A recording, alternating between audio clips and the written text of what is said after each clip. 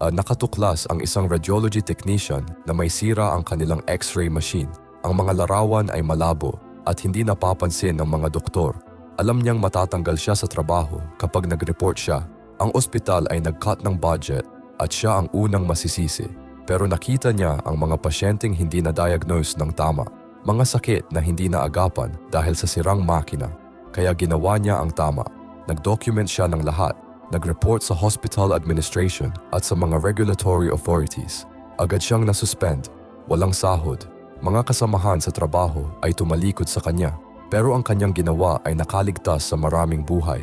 20 pasyente ang naiwasan ang maling diagnosis. Nakita ng isang prestigious medical center ang kanyang tapang. Nag-offer sila sa kanya ng trabaho bilang safety compliance officer. Double ang sahod. Mas mataas ang posisyon. Tinanong siya bakit ginawa niya iyon. Sabi niya, ang pagiging tahimik sana ay nakapag-save ng trabaho ko ng ilang buwan.